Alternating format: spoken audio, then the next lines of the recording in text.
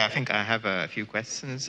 So first of all, I just wanted to make it clear, as the chairman said, the incident that happened over the weekend was not intentional. It was a crowd control issue.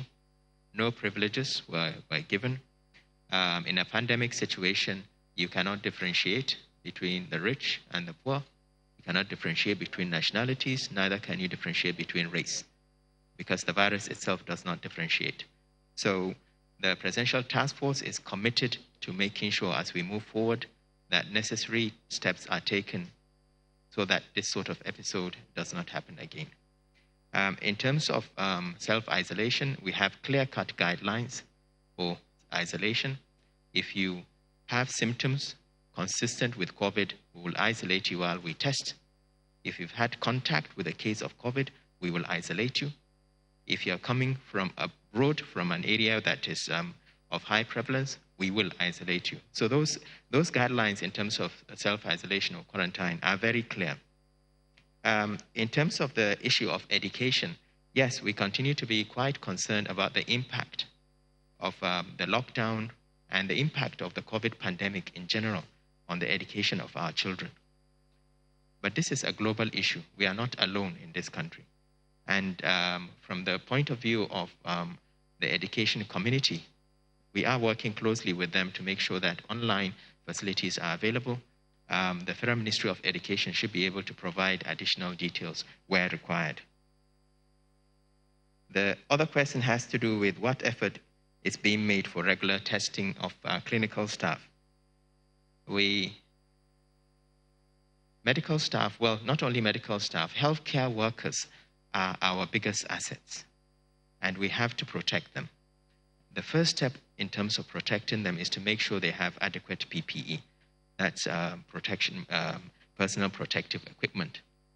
The PTF is committed to making sure that PPE is available in every health facility that deals with patients with COVID. Regular testing or routine testing of healthcare workers is not indicated. It is not part of our indication for testing.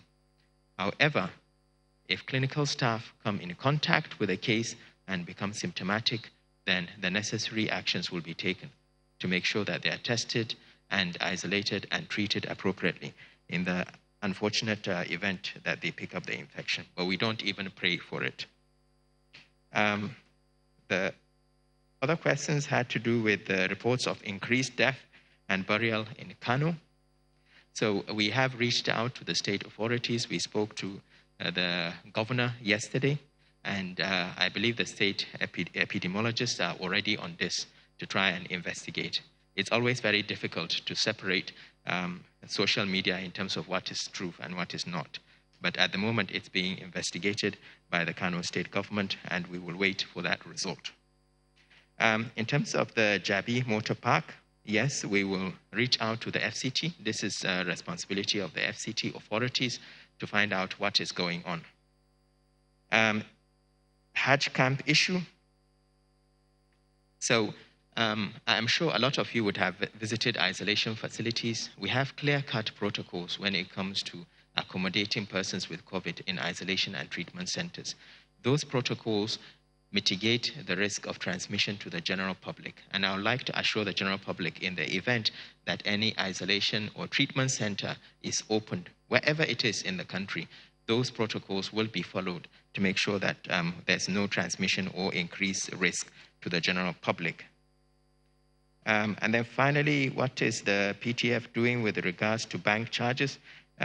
So I have been trying to get through to the central bank governor. We will reach out to find out how he would help with this. This is no different to the issues of electricity and support. We very much appreciate the challenges that people are going through at this time of difficulty, and we appeal for their understanding. Banks are private or commercial entities, and you have to negotiate with them.